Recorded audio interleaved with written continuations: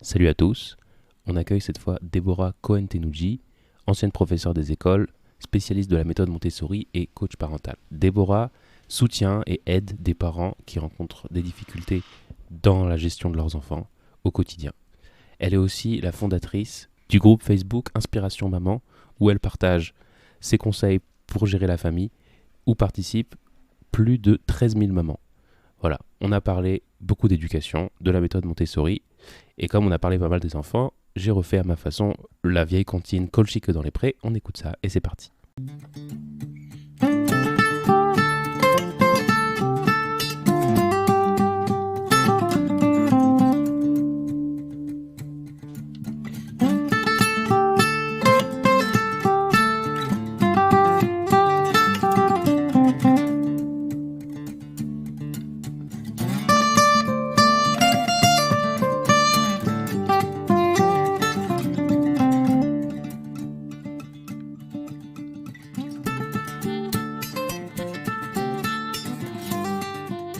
Salut Déborah, Salut Yaïr.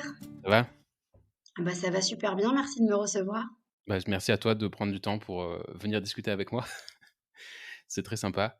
Alors, je dois d'abord souligner un truc, c'est que tu es vraiment la première personne que j'accueille dans le podcast que je connais pas du tout d'avant. Donc c'est nouveau, c'est sympa, c'est nouveau territoire. C'est Écoute, très moi intéressant. je suis un petit peu spontanée de nature, donc quand je trouve des initiatives intéressantes, j'aime bien proposer notamment d'y participer, voilà. Ah bah, c'est très sympa, c'est très plaisir. Alors juste pour introduire un peu ta présence ici, Heu, tu me corriges si tu me corriges si tu es mère de 3 enfants et tu as été professeur des écoles pendant de nombreuses années et tu as rencontré d'une façon ou d'une autre la pédagogie Montessori et ça a transformé ton approche et depuis tu fais ça. Depuis tu fais ça, tu es coach pour parents, depuis de nombreuses années et tu as un groupe Facebook qui s'appelle, Inspiration Maman, il me semble, heu où il y a quelque chose comme presque 14 000 mamans qui te suivent. Alors c'est incroyable, c'est une audience que je n'imagine même pas. Mais voilà, donc pour commencer, j'aimerais bien que tu nous racontes vraiment comment ça a commencé, comment tu as rencontré la pédagogie Montessori et comment tu en es arrivé là avec ce groupe Facebook et je le cite aussi qui est très sympa, qui s'appelle Inspiration Maman, que j'invite les auditeurs à aller regarder, surtout les parents. Voilà, alors est-ce que tu peux nous Ça, raconter? ça s'appelle Inspiration Maman, mais il y a aussi quelques papas et ils sont les bienvenus. Bah écoute, comme tu l'as très bien dit, moi j'ai commencé en étant prof des écoles, donc maîtresse d'école du primaire en France. Et c'est un métier qui m'a passionnée pendant une dizaine d'années. Et puis au fur et à mesure, bon, c'est peut-être un peu mon côté hyper créatif ou hyper actif, je sais pas. J'ai un peu fait le tour du métier, j'ai vu un petit peu les limites. Il y avait des gros effectifs, il y avait beaucoup, beaucoup de gestion de classe à faire au détriment des apprentissages. Et puis, je m'épanouissais de moins en moins. Et comme je suis quelqu'un qui m'écoute beaucoup, j'écoute mes intuitions, je sentais qu'il fallait que je change. Peut-être pas de métier, de direction, je savais qu'il fallait que je change quelque chose. J'ai continué pendant 2 3 ans, l'enseignement, mais j'avais la chance d'être dans une école où la directrice était très ouverte à ma polyvalence. Donc j'ai monté des projets d'école, des spectacles, des classes de découverte, je me suis occupée de la bibliothèque. Donc je m'occupais plus forcément des classes, mais je faisais un petit peu autre chose. Ça m'a permis un peu aussi de prendre du recul sur le métier d'enseignante et voilà, m'intéresser un petit peu à d'autres pratiques. Et puis, bah, moi, ce qui est assez drôle, c'est que j'étais maîtresse d'école très tôt, on va dire, et je me suis mariée très tard et j'ai eu des enfants tard. Donc, en fait, j'avais Mmh. déjà eu toute mon expérience professionnelle de maîtresse. Et quand je suis devenue maman, eh bien, bah, j'étais un petit peu fatiguée hein, par le métier, j'avoue. Je me rappelle d'ailleurs quand j'étais enceinte de ma fille, j'avais des CP et j'en avais 28 je crois. Et puis le CP, c'est une classe qui est fabuleuse, mais qui est très, très, très fatigante parce que les enfants ont du mal à être autonomes, même s'ils passent un an avec nous. Et j'ai fini sur les rotules, hein. Et au fur et à mesure, ça a vraiment confirmé mon envie de me détacher un petit peu de la profession au profit de mon rôle de maman, en fait. Et, Mmh. euh, Je peux et te juste oui, je bien sûr. t'interromps, c'est intéressant le truc. Qu'est-ce qui t'a, vraiment dérangé enfin, pas dans le métier lui-même, mais peut-être dans le cadre? Qu'est-ce qui était vraiment perturbant? C'était quoi les limites du système, éducatif, classique, enfin, c'est pas traditionnel que tu as expérimenté déjà avant de rencontrer apparemment, Bah, tu l'as dit déjà, le cadre. Mmh. C'est-à-dire que j'ai trouvé déjà que c'était très, il y avait des effectifs trop importants. Donc, au détriment d'une qualité d'apprentissage, au détriment d'une qualité relationnelle avec chaque enfant. C'était Tu veux dire des compliqué, classes hein, trop grandes? bah, tu as des classes à 28. Comment tu fais pour intéresser à la fois celui qui est lent, celui qui est rapide? Alors moi, j'arrivais quand même à faire des trucs. Je faisais plein de projets un peu informels et tout. Mais il y a un moment, tu plus le temps en fait. Tu as un programme à boucler, donc tu fais comme tu peux et je sentais que ça me correspondait plus. Enfin, j'étais plus authentique parce que bah, du coup, bah, ceux qui sont à la traîne, tu sais pas comment trop les tirer vers le haut, ils se sentent toujours un peu nuls. Ceux qui sont un peu plus rapides, bah, faut toujours aussi les occuper, leur donner du travail supplémentaire parce que moi, je j'accepte pas qu'un enfant qui soit rapide, il soit défavorisé aussi. Donc j'aime bien qu'il y ait une homogénéité, mais tu te rends compte que toi, tu es juste humaine et que tu fais ce que tu peux et que bah, voilà, hein, il y a un moment, tu peux plus. Donc moi, je fais une petite confidence, je suis de nature assez nerveuse et quand je tempère un petit peu, voilà, ma personnalité, mais quand tu es dans une classe et que tu es toujours poussé à bout, en fait, ton naturel, il revient. Donc j'ai l'impression que je criais beaucoup, quoi et Ouais, j'avais plus envie d'être cette personne, j'avais pas envie de ça. je Donc, comprends. là, c'est à ce moment-là que j'ai commencé à me dire, attends, il y a d'autres choses, il y a des choses que tu adores dans ce métier, notamment la relation avec les enfants, ça c'est quelque chose qui me passionne. L'apprentissage aussi, c'est quelque chose qui me passionne, mais ce cadre-là, finalement, je me disais, est-ce qu'il est nécessaire en fait? Tous ces protocoles, tu sais, l'éducation nationale, c'est beaucoup de protocoles, quoi. Tu remplis les bulletins. Alors, le système de notation aussi, c'est quelque chose qui m'embêtait. Je suis rentrée dans le jeu aussi au début, hein.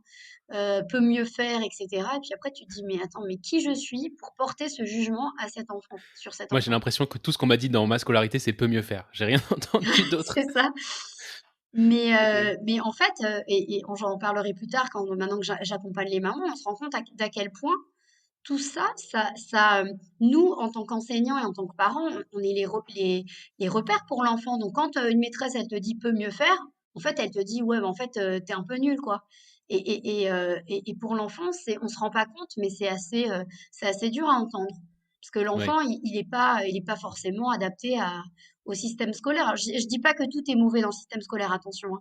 Mais je ouais. dis qu'il y a des enfants qui sont pas adaptés au système et malheureusement, bah, nous, on n'a pas les moyens, en fait, pour que chaque enfant se sente bien.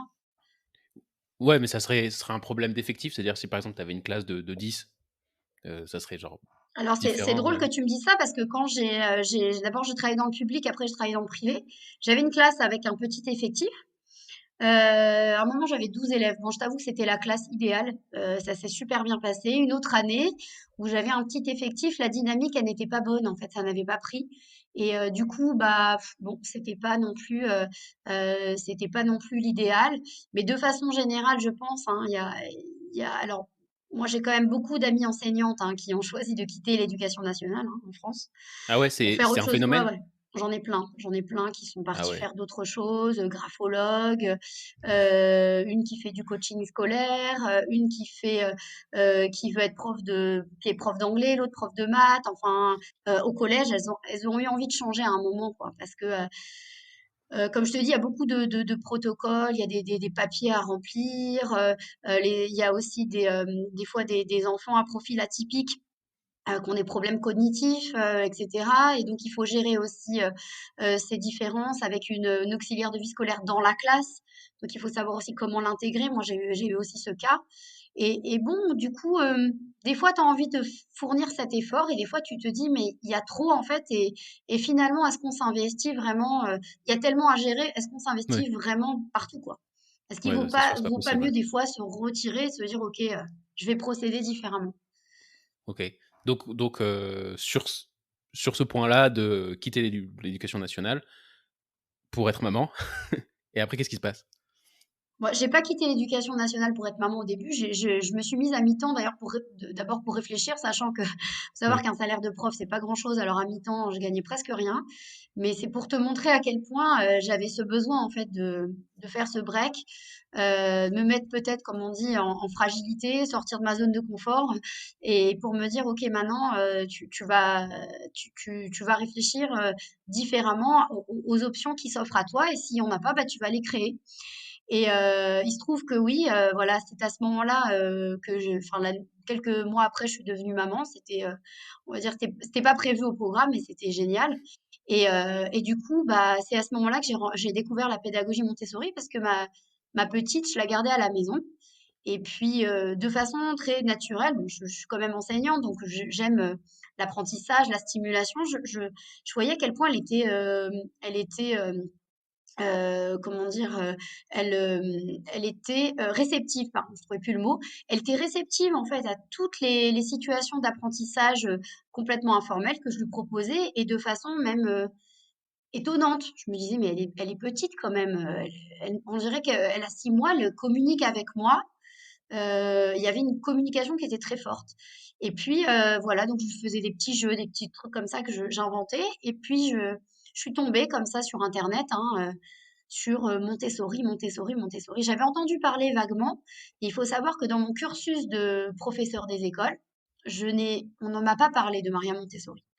On m'a pas Ça parlé existait d'elle. pas, Si, si, maintenant bah, ça ça existe dans existe. le cursus ou Bah, c'est on a dû m'en complètement parler une demi-heure quoi, ouais. en 2 ans de formation. Donc et bon, il faut savoir que tout ce qui est pédagogie dite alternative, c'est pas trop le truc de l'éducation nationale, donc ils aiment bien les trucs un peu plus, on va dire, carrés et cadrants. Et du coup, bah, quand j'ai découvert ce truc Montessori, «Qu'est-ce que c'est que ce truc?» Et là, j'ai commencé à regarder la biographie de cette dame, le matériel, les mises en situation. Alors après, il faut faire un petit peu le tri, parce que sur internet, tout est Montessori, alors que c'est pas forcément le cas, mais c'est pas grave. Et puis j'étais passionnée par cette femme, en fait, par son parcours, par son courage, et puis par son intuition pédagogique qui a vraiment résonné avec la mienne. En toute modestie, je lisais des choses et je me disais: «Ah mais c'est marrant parce que je pense exactement comme ça». Et tout ce qui est, voilà, apprentissage informel, voilà, se nourrir des objets du quotidien pour apprendre, c'est ce que je faisais naturellement avec ma fille, et je voyais que en fait, c'est vraiment ce qu'elle disait de faire avec nos enfants, en fait. Ouais. Alors est-ce que tu peux nous comment dire? Est-ce que tu peux nous donner un peu les grandes lignes de Maria Montessori? Parce que je pense pas que moi je connaissais le nom Maria Montessori parce que j'étais par pure, Ouais. curiosité, mais je connaissais pas la biographie que j'ai lue, mais j'aimerais si vraiment c'est un sujet qui t'intéresse, est-ce que tu peux nous donner les grandes lignes de Maria Alors, Montessori? les grandes lignes de Maria Montessori, c'est que, elle est née, il y a plus d'une centaine d'années, enfin en 1800 et quelques. Et du coup, elle était italienne. Ce qui était assez extraordinaire dans un monde très, patriarcal, on va dire, c'est que, bon, elle était un peu elle fait des études de psychologie ou quoi, puis après elle a voulu être médecin. Et c'était pas un métier qui était réservé aux femmes, en fait, à cette époque. Bah, elle a fait vraiment des pieds et des mains pour se battre un peu contre les préjugés, et elle a réussi à devenir la première femme médecin en Italie, donc ce qui est quand même assez extraordinaire. Hem, Ensuite, elle a notamment travaillé avec des professeurs français, un qui s'appelle Jean Itard et l'autre qui s'appelle, Édouard Seguin, je sais plus si c'est bien le prénom Édouard. Édouard, c'est Édouard Edgar, Seguin. je crois. Non, c'est Édouard, je Et crois. Édouard, voilà. Et du coup, elle les a observés. Eux, ils travaillaient beaucoup sur des enfants déficients, des enfants qui avaient des troubles d'apprentissage très importants, des enfants un peu, voilà, on les mettait dans une salle comme ça, et puis ils étaient livrés à eux-mêmes. Et donc, elle les a observés, puis elle a commencé à leur proposer des espèces de dispositifs d'apprentissage. Et puis elle s'est rendue compte qu'en fait, quand tu les stimulais, tu stimulais notamment une seule chose à la fois, c'est-à-dire, je donne un exemple, hein, si tu veux pas faire les nombres et les couleurs, tu vas pas faire les nombres et les couleurs, tu vas faire que les nombres ou que les couleurs. Quand elle isolait un peu les concepts, eh bien, ces enfants étaient réceptifs. En fait, ils avaient juste besoin d'être stimulés correctement. Et du coup, eh bien, elle a conçu du matériel spécifique, notamment aussi avec ces professeurs-là. Et puis, elle a conçu du matériel spécifique pour ces enfants déficients et elle a vu des progrès phénoménaux. Ensuite, on lui a notamment confié des structures qui s'appelaient des jardins d'enfants, avec une quarantaine d'élèves comme ça en Italie. C'était surtout des enfants défavorisés, mais qui n'avaient pas de problème cognitif, hein, des enfants dits normaux. Et puis du coup, elle s'est rendue compte qu'en utilisant ce même matériel avec ses enfants, alors là, au niveau des compétences, ça a explosé.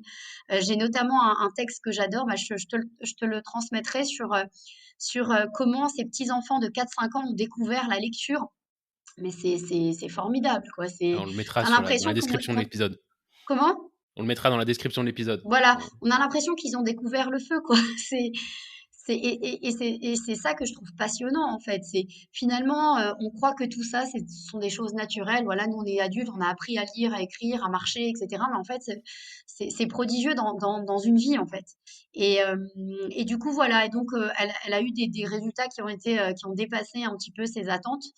Et pourtant, c'était pas son objectif, hein. Son objectif, c'était pas du tout d'en faire, entre guillemets, des enfants savants, hein. C'était juste de tester un dispositif. Ça a très bien marché. Et puis, au fur et à mesure, voilà, elle a poursuivi par une vraie méthode complète d'apprentissage dans plein de domaines, donc dans le domaine de la langue, des mathématiques, dans les sciences, tout ce qui est culture générale, etc. Et eh bien, elle s'est un petit peu créé sa propre méthode et qu'elle a diffusée d'abord en Italie, ensuite dans le monde entier. Elle a voyagé aux États-Unis, elle a voyagé en Inde, elle a voyagé dans plein de pays, en Europe aussi. Et c'est Mm. pour ça qu'aujourd'hui, voilà, on va avoir des milliers d'écoles Montessori adaptées pour différents âges. L'une des particularités des classes Montessori, c'est d'avoir un mélange d'âge. Tu vas avoir des 0 3 ans, des 3 6 ans, 6 12 ans, etc. Alors oui, Et en alors fait, attends, je voulais venir ouais, justement sur... parce que tu as présenté ça comme une découverte empirique de Maria Montessori qui a testé des choses et tout d'un coup, elle s'est rendue compte qu'il y a des trucs qui marchent. Et c'est vrai que c'est ce qui est dit, ou ce qui est écrit. J'ai lu pas des bouquins entiers, mais j'ai lu des passages comme ça. euh, Qu'elle voulait approcher scientifiquement l'éducation, c'est-à-dire observer les enfants. Alors je voulais mais en même temps, j'ai l'impression que chez Maria Montessori, il y a une vraie théorie. Il y a une vraie théorie de l'enfant ou théorie de l'éducation, théorie pédagogique, je pense que c'est le mot. Et ça veut dire qu'il y a aussi des principes directeurs qu'elle a établis et mmh, qu'elle dit voilà comment une bonne éducation, dans les grandes lignes, ça doit avoir l'air. Alors, entre autres, tu as parlé du mélange des âges. Mais il y en a d'autres, j'imagine. Est-ce que tu peux présenter ouais, ces bien sûr. principes-là? Parce que ça se trouve, c'est vraiment intéressant. Ouais, et d'ailleurs, je trouve, je reviens sur ce que tu parlais, ce dont tu parlais pour l'observation. Moi, je trouve que c'est quelque chose qui est fascinant, d'observer nos enfants, en fait. Tu observes ton enfant, mais tu as l'impression que, c'est-à-dire l'observer juste comme ça, en fait, comme si c'était pas ton enfant à toi, mais c'est un enfant, et observer ce vers quoi il va, sa curiosité, son envie, etc. C'est fascinant. Et du coup, elle a fait ça vraiment, vraiment pendant des heures et des heures où elle a noté et en effet après elle a sorti des concepts de ça. Alors il y a des alors ce qui est assez intéressant, c'est qu'en effet il y a un cadre, mais c'est un cadre qui est souple. Ça veut dire que, oui, d'ailleurs, quand tu lis la méthode, d'ailleurs, il y a beaucoup de puristes, hein, ils disent attention, il faut bien faire comme ci, il faut bien faire comme ça, etc. Mais ce que dit quand même Maria Montessori, c'est quand même il faut avoir une souplesse, notamment par rapport à l'envie ou non de l'enfant, etc. Alors, le mélange des âges, en effet, ça c'est un concept assez intéressant parce que on va considérer qu'un enfant qui est petit mais qui a envie d'aller plus vite, bah, il va être nourri. Un enfant qui est plus grand mais qui est plus lent, bah, il va être nourri aussi. Donc c'est quand même intéressant parce que chacun va à son rythme. Et du coup, quand tu fais un cursus dans une école Montessori, une école par exemple maternelle, eh bien, le cursus, enfin, c'est comme si l'année, elle durait 3 ans en fait. Tu vas pas avoir Mhm. des objectifs par année. On va pas dire, ah voilà, il a réussi ça et ça. Non, il a 3 ans en fait pour consolider ses apprentissages. Alors ce qui est aussi intéressant dans sa méthode, c'est que, ça fonctionne beaucoup par le choix de l'enfant.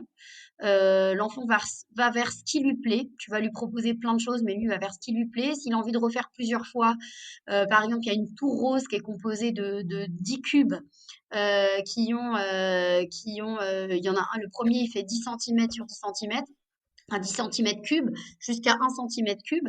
Et puis, il faut les superposer comme ça. Après, tu as aussi d'autres façons de les exploiter. Voilà, l'enfant, il a envie de jouer à ça toute la semaine. Bah, tu le laisses jouer à ça, en fait, toute la semaine. Parce que lui, en fait, dans sa tête, il fait des relations de cause à effet. Et en fait, elle considère qu'il n'y a rien de plus, il y a rien de plus constru- constructif pour l'apprentissage que d'appréhender soi-même les concepts, en fait. Donc Mmh. voilà, donc il y a le choix. Alors il y a aussi la notion de manipulation. Tout ce qui est, par exemple, matériel de maths. Alors moi, quand j'étais maîtresse d'école, on utilisait des manuels scolaires, hein, on écrivait sur des feuilles. De temps en temps, je sais pas si tu te rappelles, on avait dans le manuel, on avait des petites feuilles cartonnées, alors qui représentaient les dizaines, centaines d'unités.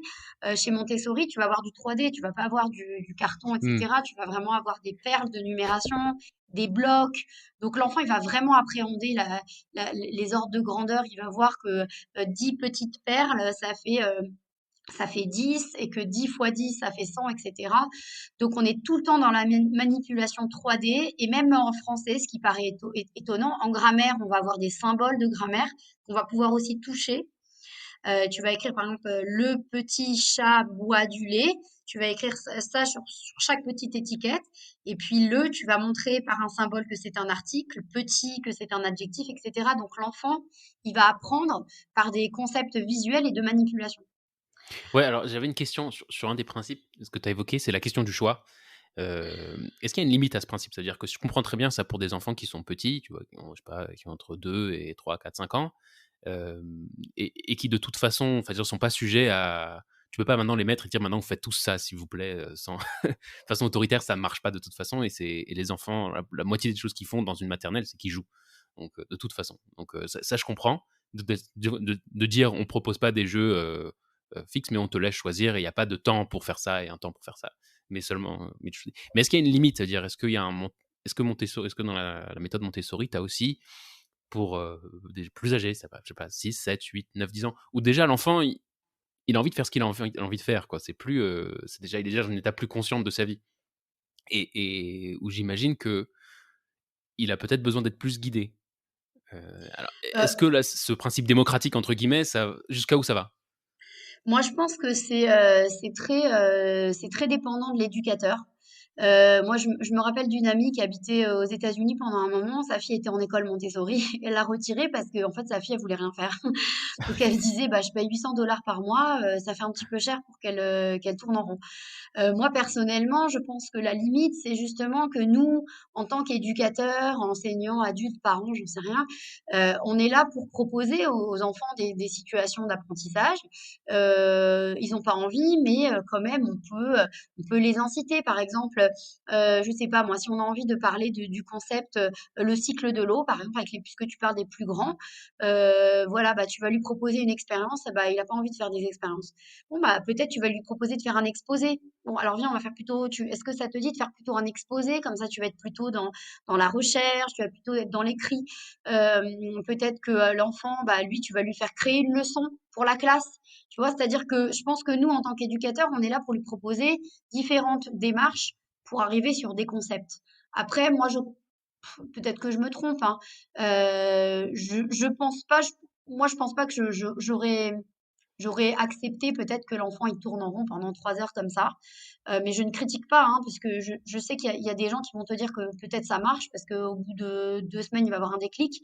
Moi, je pense que pour moi, la limite, mais c'est pas clairement indiqué, hein, ça dans la pédagogie Montessori, parce qu'il y a quand même un peu d'initiative à demander de la part de l'éducateur. Oui. Je pense que voilà, c'est bien pour nous en tant qu'accompagnants, encadrants de l'enfant, de lui proposer aussi des choses qui sont différentes. Et peut-être aussi, on peut lui dire, bah écoute, t'as pas envie aujourd'hui, peut-être que viens, tu choisis un jour dans la semaine où tu auras plus envie de faire ça, peut-être. Et du coup, Donc, mais il y a des écoles Montessori, collège-lycée? Ça existe? Il y en a, mais elles sont pas très, elles ne sont pas très nombreuses, hein. Ouais, Et parce que je moi, sais même pas j'avais s'il y une en a en histoire région en parisienne. tête, Ouais. je me souviens plus d'où je l'ai lu, mais c'était une école comme ça qui était, je sais pas si ça s'appelait Montessori, je pense pas. Je pense que c'était le label, c'était école démocratique ou quelque chose comme ça. Mmh. C'était un collège-lycée et où les enfants, en fait, avaient la liberté de faire plus ou moins tout ce qu'ils voulaient. Il y avait des ateliers préparés, il y avait mais c'était libre fondamentalement, les gens faisaient ce qu'ils voulaient. Et si tu veux faire tes devoirs, pas faire tes devoirs, je sais même pas s'il y avait des devoirs. Et il me Mmh. semble que c'était devenu un scandale immense, les enfants ne faisaient absolument rien. C'était devenu une espèce de bulle anarchique dans lesquelles les jeunes professeurs sortaient avec les étudiantes. Enfin, c'était n'importe quoi. Ouais. Et alors, je pense pas, c'était pas Montessori, ça s'appelait pas Montessori, ça n'avait rien à voir, mais il y avait ce principe aussi là de liberté totale et qui, pour des adolescents, est devenu l'absence de cadre qui est devenu catastrophique, quoi. Alors, Moi, je trouve que ouais. c'est intéressant. C'est très difficile de trouver un cadre qui soit à la fois rassurant et souple. C'est tout ce que d'ailleurs j'essaye de Ouais. transmettre aux mamans que j'accompagne d'ailleurs. Mais tu vois, quand tu parles de l'école, euh, moi je sais que ça va dépendre beaucoup des écoles. Mais tu vois, j'ai aussi entendu des écoles Montessori où il y avait des maîtresses qui punissaient les enfants assis sur des chaises pendant 20 minutes. Mais c'est un truc qui est complètement anti-Montessori aussi, tu vois. Ouais. Donc, c'est très compliqué parce que moi, je crois en la pédagogie Montessori. Je ne dis pas que je ne crois pas en les écoles Montessori, mais il y a quand même de tout, hein. C'est comme Oui, partout, oui, il y a de j'imagine. tout. Donc après, c'est pour ça que je trouve que si les parents sont intéressés par cette méthode, et même s'ils ont envie que leurs enfants soient scolarisés dans des écoles Montessori, il faut absolument que les parents connaissent aussi ces concepts-là, qu'ils lisent un peu les grandes lignes. Aujourd'hui, on n'est même pas obligé de lire les livres de Maria Montessori si on n'a pas envie, mais on peut lire sur Internet des tonnes de choses sur la pédagogie et se faire aussi sa propre idée, voilà, pour savoir aussi si le cadre il va être adapté à ton enfant ou pas. Ne pas, de toute façon, moi de façon générale, je pense pas qu'il faille conférer à l'école toute l'éducation de son enfant. Il faut toujours Mmh. garder le contrôle, il faut toujours savoir ce qu'on veut nous en tant que parents. Ouais. Non, mais c'est sûr que les parents, ils ont un énorme rôle, mais plus que la méthode pédagogique. Moi, j'ai un peu lu un peu sur Montessori, et cetera. J'ai aussi cherché des critiques. J'ai cherché des critiques et beaucoup des critiques qui reviennent. Bon, tu as des critiques un peu nulles, du style, «C'est un truc de bobo, ça coûte super cher». Bon, ça, c'est nul comme critique. Mais il y Non, non, avait, c'est pas du tout nul. non, non, mais C'est pas je du tout comprends. nul. Tu sais pourquoi? Oui, mais Parce c'est que pas une critique sur la méthode, c'est une critique ah sur, non, non, ce non, qu'on en oui. fait, quoi. Non, non, c'est parce que c'est vrai qu'à la base, Montessori, c'était pour des enfants défavorisés, donc c'était quelque chose de populaire. Donc Oui. je peux entendre cette critique. Non, mais après, c'est la loi de l'offre et la demande, hein. C'est-à-dire si jamais Tout à fait. les parents sont intéressés et qu'il y a pas beaucoup d'offres, bon, bah, ça coûte cher, bon, c'est tout, quoi. Après, c'est vrai qu'il y a il y a une dérive où on vend, n'importe quelle, branche de bois avec marqué Montessori dessus et les gens, ils achètent, mais bon, qu'est-ce qu'on peut faire? Mais c'est pas ça, je trouve que c'est pas une bonne critique parce que c'est pas une critique qui adresse la méthode. C'est Oui, une tout à critique, fait. qui bon, heu, anticapitaliste peut-être. Mais qu'est-ce que je veux dire? Voilà, une des critiques, qui revient, c'est que beaucoup de parents, enfin beaucoup, je sais pas, mais en tout cas certains parents disent: «Moi j'ai mis mon enfant dans une école Montessori et puis ça s'est mal passé, l'enfant faisait rien et cetera» et en fait, quand tu lis toutes ces critiques, tu te rends compte qu'il y a l'élément clé, c'est l'éducateur. C'est pas la méthode, en fait et l'élément clé, tu as l'impression que si tu as un bon éducateur, souvent, eh ben, peut-être qu'il fait une méthode un peu comme ci, peut-être une comme ça, mais ça va bien se passer. Alors la q et c'est ce qui pose la question de la pertinence de la méthode, si c'est l'éducateur qui compte. Mais Ah, ouais, alors est-ce que c'est ouais, intéressant comme je sais question. pas. Et d'ailleurs, au passage, ça me permet de dire que pour moi, des enseignantes et des enseignants qui sont dans une école traditionnelle, ce sont très souvent de très bons enseignants, hein. Donc, en effet, ça ne veut pas du tout dire, c'est pas parce qu'on est enseignant en Montessori qu'on est un meilleur enseignant ou un meilleur éducateur. Tout à fait. Ouais.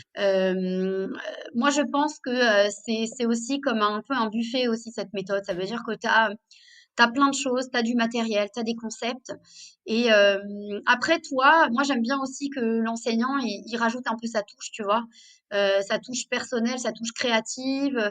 Voilà, s'il est plus, s'il aime beaucoup la musique, peut-être qu'il accentue un peu plus sur la musique, fasse des petits projets musicaux.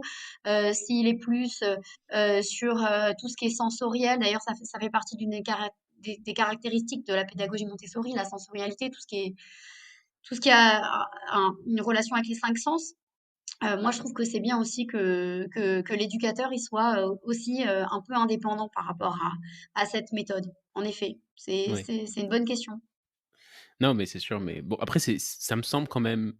J'imagine qu'il y a vraiment un impact de la méthode, quoi. C'est-à-dire les méthodes changent, mais je sais pas, est-ce qu'à ton sens, c'est possible de faire un mélange des méthodes? Parce que, par exemple, la méthode traditionnelle, je sais pas exactement ce qu'on appelle la méthode traditionnelle d'ailleurs, je suis pas sûr si tu as une bonne définition de la méthode pédagogique traditionnelle.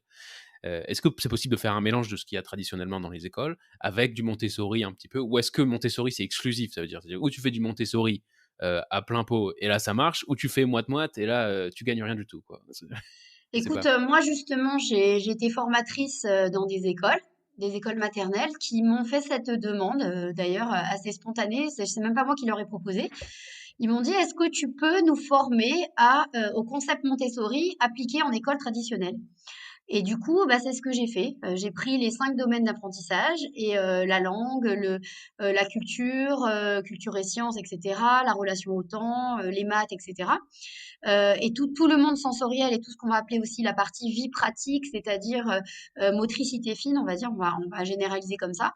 Et je Ouais, leur ai donné des exemples concrets de comment optimiser on va dire, leur séance. C'est-à-dire, voilà, quand tu travailles sur des mathématiques, eh bien, au lieu de faire, sur une feuille, tu écris, 2 plus 2 ou je sais pas quoi, tu vas prendre peut-être des objets de la classe et on va plus manipuler. Tu vas créer une ambiance chaleureuse à la Montessori, tu vas rajouter un petit pouf, tu vas rajouter des tapis, tu vas rajouter une plante. Peut-être, tu vois, et que ça donne une atmosphère un peu comme à la maison, parce que c'est ça Montessori, c'est vraiment vivre comme à la maison. Donc, on peut tout à fait, enfin, à mon sens, hein, mixer les deux parce que là où je te rejoins, enfin, je sais pas si c'est là que tu veux aller, c'est quand on fait du 100%, ça peut exclure aussi beaucoup de gens. Tu as des enseignants qui vont se sentir complètement dépassés parce qu'il y a tellement de choses, tellement de concepts, tellement de principes. Du coup, moi, ça me semble aussi une alternative intéressante d'injecter, entre guillemets, des petits concepts à droite, à gauche, comme ça, et des mises en situation. Tu vois, Montessori, ça fonctionne beaucoup par petits plateaux individuels. ouais, Par exemple, voilà, tu as un petit bol avec de l'eau et puis l'enfant, il prend l'éponge et puis il appuie, il essore l'éponge, donc ça lui fait travailler sa concentration, sa motricité fine et tout ça. Bah, moi, je vais proposer aux maîtresses, par exemple, de mettre ça au fond de la classe et tu vas voir un enfant qui a terminé son travail et ben il va faire ça, tu vois? Il va faire un petit atelier, essorage d'éponge et puis ça va le canaliser. Un enfant qui est très, par exemple, qui est très excité, tu vois? Donc, ouais, tu vois, utiliser tout ça, au profit de la classe. ouais. Et moi, il y avait un principe dans ce que j'ai lu sur Montessori qui m'avait frappé, c'est qu'il y a une espèce de, elle met en place une espèce d'antagonisme entre la méthode traditionnelle qui est l'adulte qui inculque à l'enfant quelque chose et la méthode, ce qu'elle propose, la méthode Montessori, comme l'adulte qui accompagne l'enfant dans son développement naturel. Et c'est la vérité, c'est quelque chose, je suis pas hyper convaincu et je vais te dire pourquoi.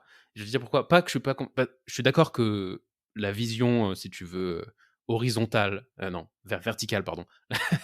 La vision verticale de c'est l'adulte qui inculque à l'enfant et qui le modèle, si on veut. Je comprends aussi la problématique qu'il y a là-dedans, mais par exemple, c'est pas, c'est-à-dire, je pense que c'est un peu naïf de croire que l'enfant, il est naturellement ce qu'il va devenir. Il est naturellement ce qu'il va devenir et qu'il a naturellement adapté à la société dans laquelle il va vivre. Mais finalement, un c'est-à-dire le développement naturel, ça me semble pas suffisant en fait. Donc je comprends qu'il y a une bonne partie qui est naturelle, probablement dans les premières années de l'enfance où tu apprends naturellement la langue, naturellement la motricité, des choses comme ça. Mais en même temps, il y a plein de choses d'une société qui sont inculquées d'une façon ou d'une autre. Des valeurs, je sais pas moi, des codes sociaux. Tout ça, c'est pas naturel. C'est pas le développement naturel de l'enfant. Alors, c'est aussi, quelque chose qui est très intéressant. D'ailleurs, je suis en train d'écrire mon premier livre, mais mon deuxième livre, il sera un petit peu basé sur ça, sur comment reconnecter l'enfant à son essence. Moi, je pense qu'aujourd'hui, tout ce que tu dis, c'est vrai parce que nous, on a besoin, et c'est normal, hein, que l'enfant s'adapte à nos vies d'adultes, à notre société. Ouais, Mais en réalité, je pense qu'au fond de lui-même, l'enfant, il sait ce qu'il veut, il sait ce vers quoi il a envie d'aller, il sait ce qu'il a envie d'apprendre, etc. Mais aujourd'hui, bah, en effet, on vit dans des sociétés où il y a des cadres, il y a des règles, etc. Et du coup, on va être obligé. Voilà, je te donne un exemple. Le coucher. Alors il y a des puristes Montessori qui vont dire: «Ah bah, l'enfant il se couche où il veut, quand il veut, il a pas envie de dormir, il dort pas et cetera». Moi, je trouve qu'aujourd'hui, c'est quand même assez difficile à mettre en place parce que du coup, bah, on va avoir des parents qui vont être tout le temps à la disposition de l'enfant. En fait, il s'endort au milieu de sa chambre et finalement, il a plus envie de dormir, il se lève, il a envie de manger, il va manger et c'est un peu, comme tu disais, anarchique et je pense que c'est pas adapté à nos vies actuelles. Donc moi, c'est vrai que j'aurais prôné plutôt un juste milieu. C'est-à-dire que, moi, je suis d'accord avec elle sur le fait que la relation complètement verticale envers l'enfant, pour moi, elle est contre-productive. En tout cas, moi, c'est ce Ouais, que j'ai essayé de faire avec mes enfants, avoir une relation plus horizontale. Avec mes élèves, pas tout le temps, mais j'ai eu une classe comme ça où j'avais vraiment une relation, c'était la première fois de ma vie d'enseignante où j'avais une relation aussi horizontale, parce que vraiment les enfants me portaient en fait. Enfin, on se portait mutuellement, mais j'ai envie de dire une relation horizontale plus. ouais. C'est-à-dire qu'avec mes enfants, il y a de l'horizontal parce que j'ai envie de savoir s'ils ont envie de faire ça, je prends en compte leurs émotions, et cetera. Mais il y a quand même un moment où, bon, allez, ça y est, là c'est l'heure de dormir, on va, voilà, tu vois. Mais c'est Donc, pas je suis d'accord avec toi, il faut peut-être trouver un juste milieu. non, mais ce que je pensais aussi, c'est pas juste que c'est, impossible ou très difficile à mettre en pratique pour nos vies aujourd'hui en tant que parents, mais aussi, est-ce que les enfants, ils ont pas besoin qu'on mette aussi une certaine limite? C'est-à-dire que quelque part qu'ils comprennent que, ben, les parents, c'est aussi des êtres humains. C'est-à-dire on peut pas non plus les les exploiter jusqu'au bout. Tu vois ce Non, que je veux dire? ce qui est sûr, c'est qu'un enfant, il a besoin d'un cadre rassurant. Donc, Ouais, ce qui est sûr, c'est que voilà, c'est l'exemple tout simple, c'est si tu vas dans la rue, ton enfant, il a 3 ans, tu lui tiens pas la main, bah, il traverse, pour lui, voilà. Et nous, en tant que parents, notre rôle, c'est de le mettre dans ce cadre rassurant en lui parlant notamment des dangers, parce que sinon l'enfant se sent tout puissant. Et du coup, bah, voilà, il n'a plus de respect pour les autres, il est hors de contrôle. Et oui. voilà. Oui, c'est vrai que maintenant, en toute honnêteté, je ne sais pas ce que ça pourrait donner en fait. Une classe d'enfants comme ça qui s'autogère. Il y a eu des émissions de télé-réalité, je crois, comme ça. Je crois qu'après, il y avait des leaders qui sont sortis, il y en a qui étaient plus en retrait. Mais je sais pas du tout quel genre de dynamique ça pourrait donner en fait. Non, mais je te donne un exemple, c'est par exemple, moi je suis un juif orthodoxe, religieux, donc j'ai un certain, comment dire? J'ai, un certain set de valeurs, un certain set de choses, si tu veux, que je considère que j'ai reçues en tradition de la tradition juive et que ça fait partie de ma ça veut dire, ça fait partie de mon rôle de les transmettre à l'enfant. Mais je les transmets pas de façon j'accompagne pas l'enfant dans cette chose-là. C'est-à-dire je lui dis: «Voilà, on est juif et on croit en ABCD et on fait ABCD et il y a des codes sociaux de cette chose-là» et là-dessus, c'est plus de l'accompagnement, si tu veux. C'est-à-dire, c'est du, c'est vertical dans le sens où c'est de moi à lui. C'est pas forcément je parle même pas du rapport de force, quoi. Je parle pas de le mettre dans un cadre, comment dire? Hostile où le parent, il est là à lui fracasser des choses et lui dire: «Voilà, tu dois être comme ça, je dois être comme ça», j'en sais rien. Je parle pas de ça, je parle de lui transmettre quelque chose de façon, dit top down, quoi. Bah, pour moi, la transmission, elle est essentielle parce que sinon, bah, on va dire tous nos enfants se ressemblent et c'est cette diversité qui fait que le monde, il est riche il est plus riche en fait. Donc, au contraire, moi je trouve que justement savoir ce qu'on veut transmettre à nos enfants, sans pour autant, forcément s'imprégner de tous les codes, les codes de société, hein, par exemple tout ce qui est, hyperconsommation, tout ça, moi je Ouais, trouve que c'est une valeur qui est devenue très artificielle et il y a des parents, sans s'en rendre compte, qui transmettent ça comme si c'était une valeur. En réalité, ce n'est pas du tout une valeur, ce sont des codes sociaux. Et je suis tout à fait d'accord avec toi sur le fait que nous, en tant que parents, d'ailleurs, j'invite même très précisément les parents à écrire noir sur blanc, qu'est-ce que tu as envie de transmettre à ton enfant? Quelles valeurs, quelles traditions, quelles coutumes, etc. Et justement, c'est ce qui va faire, enfin ça aussi, c'est des choses personnelles en lesquelles je crois. C'est aussi comme ça que ton enfant, il va connaître son identité. Et, ouais. euh, et justement, dans un monde qui est un petit peu en perte d'identité avec tout ce qui est Internet, virtualité, etc., moi, je trouve justement que c'est hyper important, fondamental pour nous, parents, de savoir ce qu'on veut transmettre à nos enfants. Donc, je suis assez d'accord avec ce que tu dis. Ouais. Genre moi j'ai encore 2 dire, pas questions, mais 2 de choses que je voulais ouvrir, sur Montessori même. C'est, d'abord me mettre la question du rapport de force. C'est-à-dire comment, à quel moment ça a un rôle? C'est-à-dire il y a un est-ce que c'est un rôle ou que ça veut dire quelque chose dans Montessori? Est-ce que c'est négatif du début à la fin?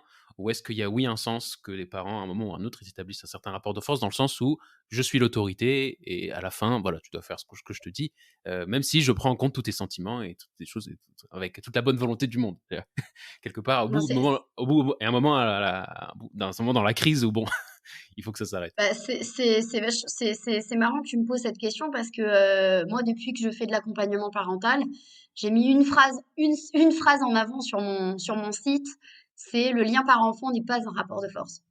Parce que, et tout ça, c'est aussi imprégné de concepts Montessori, hein, c'est-à-dire que, en réalité, quand tu connais bien ton enfant, quand tu anticipes des situations, tu ne devrais pas avoir à recourir au rapport de force, mais vraiment en dernier recours. Quand ton enfant il est en insécurité physique ou affective peut-être, mais de façon générale, on devrait arriver alors c'est un travail, hein, pour moi, c'est l'éducation, c'est un travail à contourner ces difficultés. C'est-à-dire quand tu vois, quand tu me parles des crises, on peut les anticiper. Les émotions un enfant qui fait une crise pour quelle que soit la raison, on peut déjà écouter ses émotions, lui dire je comprends que tu sois en colère. On peut le prendre dans les bras, on peut lui faire diversion. Et du coup, par tous ces moyens-là, nous, mais il faut que nous aussi on soit, comment dire, presque stoïque, c'est-à-dire qu'on ne se laisse pas nous-mêmes envahir par cette colère aussi, parce que dans une crise, on fonctionne des fois en neurone miroir. L'enfant, toi, tu vas être énervé, l'enfant va être énervé, l'enfant va être énervé, toi, tu vas être énervé. Donc nous, qui sommes adultes, il faut qu'on arrive à se canaliser, à souffler. Je sais que c'est pas évident, mais c'est un travail, mais quand on fait ce travail, ça paye vraiment. Et après, arriver à comprendre pourquoi en fait il fait cette crise. Bon, et ok, il est au supermarché, le truc classique, hein. Il est au supermarché, il a acheté il voulait se jouer. Alors moi, en amont, bah, je l'ai préparé. Je lui ai dit, tu sais, chérie, on va aller pour acheter le cadeau de ta copine, mais on va pas acheter un cadeau pour toi. Donc déjà, quand on lui dit ça, l'enfant, il comprend. Il est pas bête, il comprend. Non, j'ai pas envie. Écoute, si tu veux, on trouvera une autre solution pour un autre moment où on pourra t'acheter un cadeau, mais c'est pas cette fois-là. Tu as compris? Ou bien, si on pense que c'est trop dur parce qu'il a 4 ans et que c'est trop dur pour lui, bah, on l'emmène pas. On trouve une façon de pas l'emmener. C'est Voilà. mieux Ou de pas bien, l'exposer à ce genre de situation? pas de façon permanente. C'est-à-dire que quand nous, on sait qu'on va pas savoir comment gérer, parce qu'en plus, dans le supermarché, il y a le regard des gens. Et je Ouais. sais qu'en tant que parent, c'est un peu difficile à gérer. Vaut mieux pas se mettre en fragilité. Moi, c'est comme ça que le but, c'est pas de dire ah bah c'est comme ça, il a qu'à obéir. Non, parce que l'enfant, en fait, il fait pas exprès. C'est juste voilà, moi, tu me mets dans un magasin de chocolat et tu me dis tu touches à rien, tu manges rien. Je te dis attends, ça va pas ou quoi? Pourquoi tu m'as amené ici? Et ben l'enfant, c'est juste qu'il peut pas se retenir. C'est juste au-dessus de ses forces. Donc quand on comprend ça, on comprend qu'il fait pas les crises pour nous embêter, mais pour exprimer un besoin. Le rapport de force, en fait, il est plus du tout nécessaire. Ouais, là, ça, c'est marrant parce que j'ai écouté cette semaine une espèce de conférence d'une dame que je dois connaître, qui s'appelle Catherine Guéguen. Ouais, Je la connais donc elle, c'est vraiment ce qu'elle appuie, quoi. Ça veut dire ce qu'elle dit, c'est que l'enfant, le cortex, c'est-à-dire la partie du cerveau qui lui permet de contrôler ses tout à fait. émotions, est complètement immature jusqu'à, quelque chose comme, 4 ans ou 5 ans et seulement à 5-6 ans, il commence vraiment bon, en vrai, elle dit jusqu'à 20 ans. Tout à fait. Immature jusqu'à 20 ans, hem et qu'en fait, il est totalement incapable de contrôler ses émotions. Donc quand il fait une crise, c'est pas qu'il a envie de t'embêter, c'est Exactement. qu'il est juste envahi par une émotion qu'il veut pas contrôler. Et, donc l'enfant, et ce qu'elle explique aussi, et c'est ça que j'ai trouvé intéressant, c'est qu'elle explique que l'enfant ne peut pas se calmer seul. Comme il est incapable de contrôler ses émotions, il a besoin de l'adulte, il a besoin de quelqu'un qui vienne, qui le console, qui l'embrasse, etc. Alors, elle explique que ça passe par le contact, qu'il y a des hormones qui sont, qui sont libérées par le contact, le câlin, la parole douce, etc. Et que c'est que comme ça, quand on l'aide, que son cerveau commence à maturer et commence à comprendre comment contrôler ses émotions. Moi, j'ai trouvé fascinant, je conseille tout le monde d'écouter Catherine Guéguen. Mais il y a un truc intéressant, et ça me marrant parce que ça me fait cette transition-là, c'est que ce truc que j'ai trouvé dans Catherine Guéguen et aussi dans Maria Montessori, c'est qu'il y a un côté messianique dans leur discours, presque religieux, et j'ai trouvé ça fascinant. Parce que par exemple, il me semble que dans un des livres dont j'ai lu quelques citations qui s'appelle L'Absorbent Mind, j'ai lu en anglais, Mmh. euh, L'esprit elle absorbant, ouais, explique, ouais. ouais, ouais, ouais. Elle explique que le défi de l'éducation, c'est un défi de survie. Elle dit qu'elle voit, Maria Montessori, quand elle écrit, elle voit l'humanité comme au bord d'un gouffre Mmh. d'autodestruction, et que la seule solution pour nous en sortir, c'est de rééduquer nos enfants. C'est d'éduquer nos enfants euh, dans un, comment dire, avec une méthode qui est plus empathique, qui les permet de mieux se développer et de vraiment développer leur potentiel, et qu'elle voit ça, et c'est amusant parce qu'elle voit ça comme la société parfaite, c'est la société qui saura éduquer ses enfants. Et Catherine Guéguen, c'est pareil. Catherine Guéguen, elle pense que ça je sais pas exactement ce que j'en pense de ça, j'ai pas encore assez réfléchi, mais elle pense que sa méthode, donc, si tu veux, sa découverte scientifique, c'est quelque chose qui explique pourquoi les gens sont violents, pourquoi il y a des terroristes, pourquoi il y a des. Tout à fait. Oh, moi, je suis pas sûr que je suis d'accord avec ça parce que finalement, le terrorisme, c'est un truc compliqué. C'est plus compliqué que juste un manque d'empathie dans l'enfance ou quelque chose, ou une méthode pédagogique mauvaise. C'est-à-dire, il y a quelque chose d'autre. Finalement, moi, je crois en la liberté, et les gens, ils font des choix qui soient violents, quelle que soit leur nature. Ouais. Alors moi je Mais pense que alors déjà tout ce que dit Catherine Guéguen, moi j'en parle beaucoup dans mon livre, c'est de ces découvertes de neurosciences qui expriment à quel point la prise en compte de l'émotion de l'enfant, elle est indispensable. Mais là où moi je suis d'accord, regarde autour de toi, regardons autour de nous, énormément de conflits aujourd'hui naissent du manque de reconnaissance des émotions de l'autre. Quand tu vas dire à quelqu'un qui est énervé, tu lui dis: «Je comprends que tu sois énervé». Je te jure que tout à coup, son énervement, il va descendre de 50 parce que quand on voilà, je vais donner un exemple. Moi, j'adore donner des exemples concrets, c'est ce que je fais dans mes conférences et cetera. Voilà, je vais donner aussi les c'est un peu des clichés, mais bon, alors il y a la maman qui est à la maison avec les enfants. Elle a passé une journée, voilà, au travail. Après, elle a récupéré les enfants. Les enfants, c'était un petit peu difficile le soir et le mari, il arrive et puis il lui dit: «Ah salut chérie, ça va? Bon, bah, j'ai faim, qu'est-ce que tu as préparé?» Ça, encore une fois, c'est un cliché. La femme, en fait, elle a juste envie de lui dire: «Mais non, mais attends, c'est bon quoi, tu qu'à aller, manger chez tes copains, je suis pas ta boniche». Par contre, le mari, il rentre, il lui dit, «Bonjour chérie, oh, je vois que tu as eu une grosse journée et puis les enfants, ils ont été un petit peu durs avec toi», et le mari la prend dans ses bras, mais en 50% de son énervement, de l'énervement de la femme, et ça marche dans l'autre sens, hein. Il s'est complètement, voilà, il est redescendu. Et pourtant, c'est tout simple, c'est juste une méthode de communication qui est différente.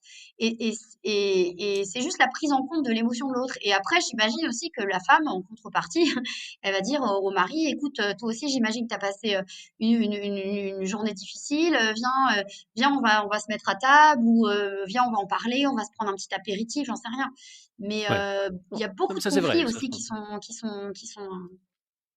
non, c'est Oui, ça, vas-y, vas-y. ça, c'est tout à fait d'accord. Et dans les relations interpersonnelles, c'est évident. Mais ce que j'avais trouvé intéressant, c'est vraiment comment dire, la foi de Ouais. Il y a une foi montessorienne que l'éducation va sauver le monde. Et j'ai trouvé ça particulier. Je sais pas si tu partages cette opinion, mais ou est-ce que juste que tu penses que c'est la meilleure méthode qu'on a Bah, entre nos écoute, moi je mains pour trouve éduquer que nos enfants? je trouve que je trouve qu'on manque tous quand même, hein, de façon générale, on manque tous de tolérance les uns envers les autres, hein. Moi, je reconnais que c'est un travail de tolérer l'autre, de tolérer que l'autre ne pense pas comme nous, de tolérer que l'autre soit différent. On dit tous, d'ailleurs, c'est extraordinaire ce qui se passe sur les réseaux sociaux, c'est même terrifiant, hein. C'est-à-dire que on a quand même heureusement des filtres quand on se voit les uns les autres pour pas se taper dessus. Mais sur les réseaux sociaux, c'est pas de filtre en fait. C'est comme si on était à l'état sauvage. On se parle mal, on est tous intolérants les uns envers les autres. On veut tous avoir raison, et c'est assez terrifiant. Donc heureusement justement que cette éducation fait qu'on ait des filtres quand on se voit les uns les autres. Et ce qui est intéressant, c'est que moi j'ai ressenti partout. Alors déjà, Maria Montessori était catholique pratiquante, hein. Mhm. Mais j'ai ressenti à travers la méthode Montessori et toutes ces méthodes alternatives souvent une espèce de transcendance, qu'elle soit spirituelle ou qu'elle soit de quelque chose qui est supérieur. On ne sait pas forcément si c'est un dieu ou quoi, mais on sent souvent qu'il y a quelque chose qui est transcendant dans ces méthodes-là. Pour beaucoup de gens, c'est un défaut. euh, qu'il y a une espèce de, comment dire, une espèce de religion embarquée dans la méthode. Mais bon, ça, c'est pas très grave. Des fois, la religion, des fois, Après, ça donne des chacun bonnes choses. doit faire aussi sa sauce, hein. Je veux dire, on n'est pas là pour appliquer des choses. On a tous des Ouais. ressentis, un vécu, des émotions. Voilà. Non, mais ça explique peut-être aussi pourquoi il y a une espèce d'orthodoxie Montessori. Alors, je sais pas si tu as lu, Mmh. j'imagine que tu l'as lu, le bouquin de Céline Alvarez, La Non, loi je l'ai naturelle de pas lu, l'enfant. je l'ai pas lu, je t'avoue, parce que, en fait, en toute honnêteté, hein, j'ai eu l'impression elle a pris un dispositif Montessori, elle a réussi à avoir des moyens pour le mettre en place dans une école. J'ai pas l'impression qu'elle ait beaucoup parlé de Maria Montessori. J'ai l'impression qu'elle s'est beaucoup approprié des concepts. Et moi, comme beaucoup d'enseignantes, ça nous a un peu énervés. Donc, je l'ai pas lu.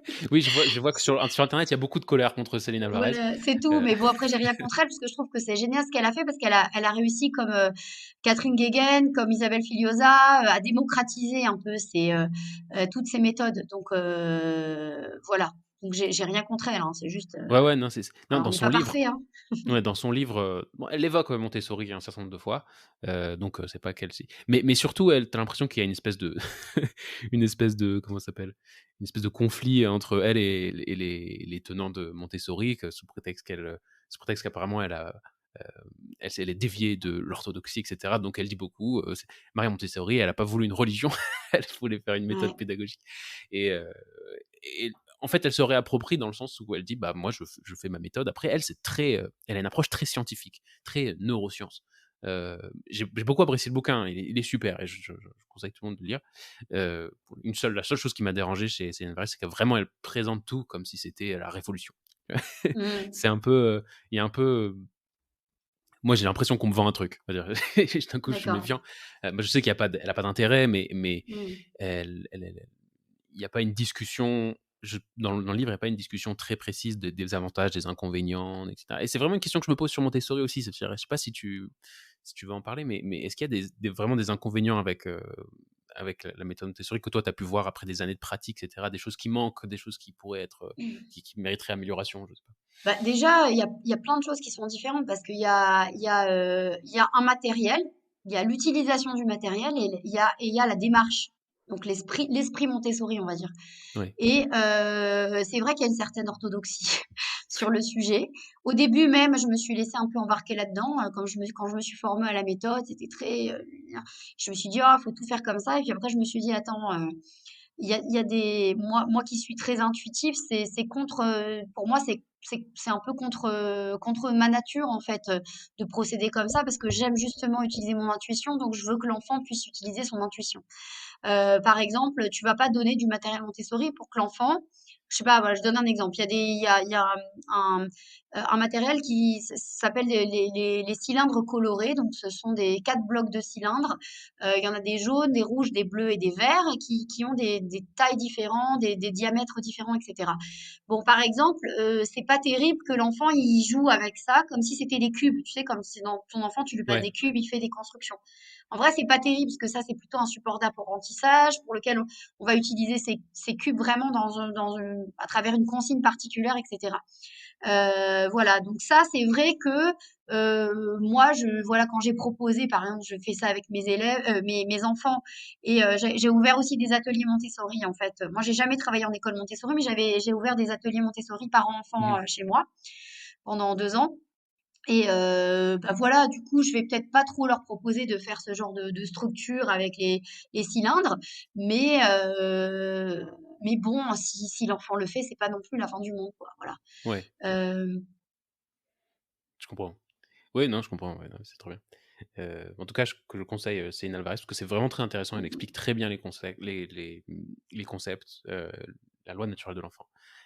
Alors voilà, je voudrais passer au sujet du coaching parce que je pense que c'est vraiment c'est ton activité au quotidien, et c'est un peu différent de travailler en école, de travailler dans des classes et cetera. C'est vraiment tu vas voir des familles ou des familles viennent te voir et cetera pour essayer d'apprendre à gérer leur quotidien avec leurs enfants, alors j'aimerais bien que tu expliques quel genre de parents viennent te voir et comment tu procèdes avec quels problèmes et comment tu procèdes pour les aider?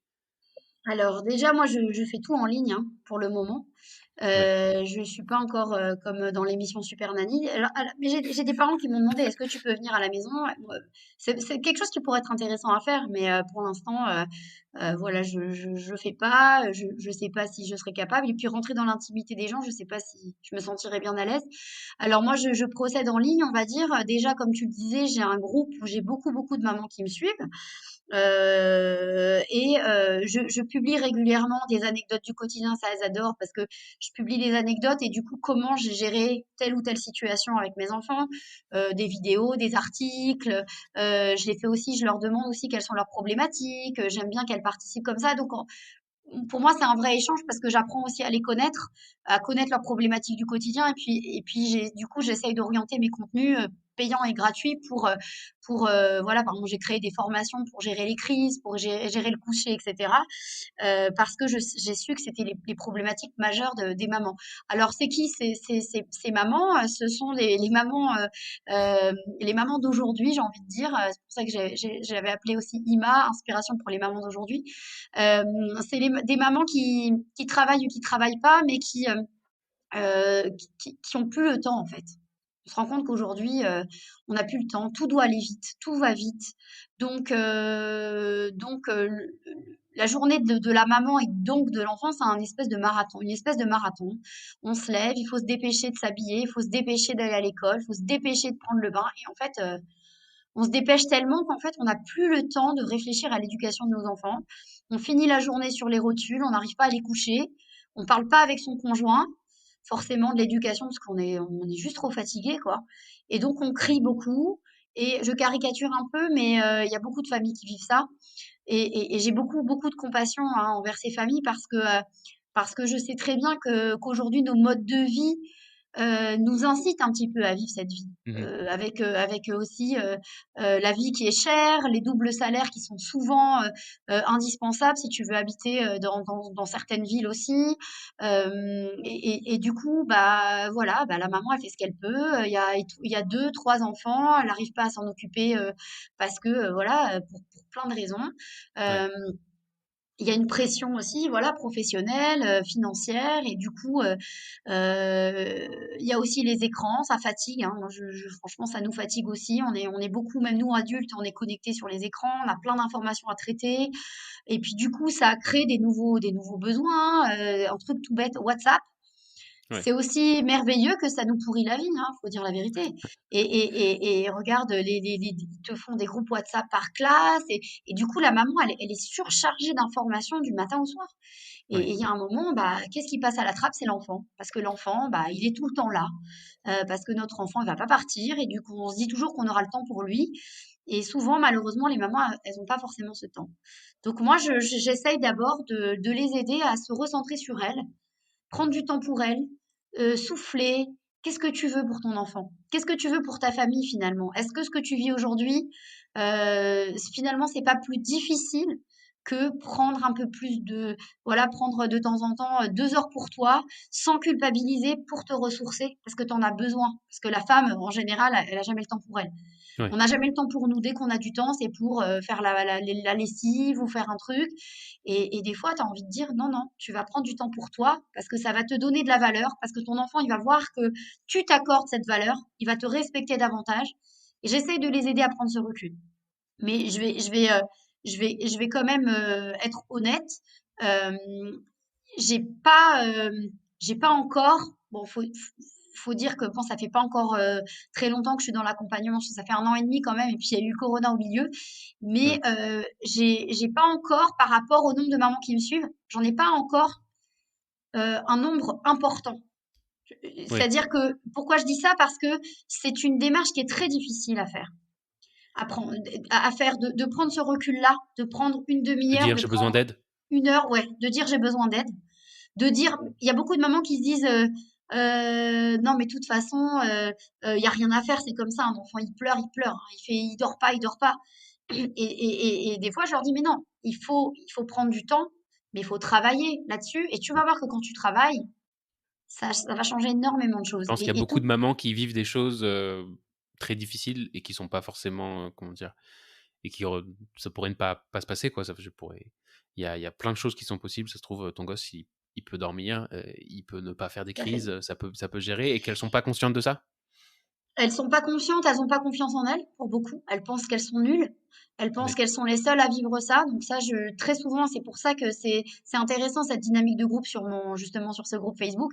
C'est que souvent, je les rassure en leur disant, par exemple, je leur dis un truc, voilà, une question que j'ai posée récemment. Comment gérez-vous les différences d'éducation avec votre conjoint? Et c'était intéressant qu'elles partagent, qu'elles se disent, en fait, je suis pas la seule, en fait, mon mari et moi, on s'entend pas et je suis pas la seule. Parce qu'elles, des Mmh. fois, elles se disent, bah, c'est moi, en fait, je suis nulle, chez nous, ça marche pas, et puis c'est comme ça. Non, on se rend compte que on a tous des problématiques au quotidien. Moi aussi, j'en ai. C'est juste que il y a une volonté ou pas, peut-être, hein, de faire le point, de prendre du recul et de se dire, voilà, j'ai envie de changer les choses. Mais pour moi, c'est pas qu'en éducation, hein. C'est Ouais. dans plein de domaines. Ouais, non, mais Donc ouais. voilà.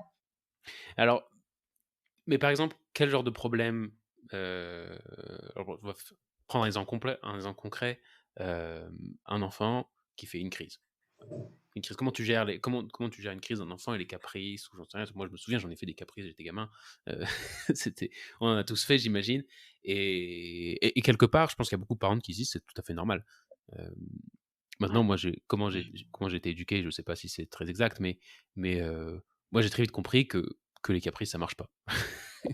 Et j'ai passé d'une façon ou d'une autre. Comment c'est passé? C'est passé par, pas par de la violence, mais c'est passé par juste que mes parents, ils disaient: «Bah non, c'est tout. Non, ça on fait Mmh. pas».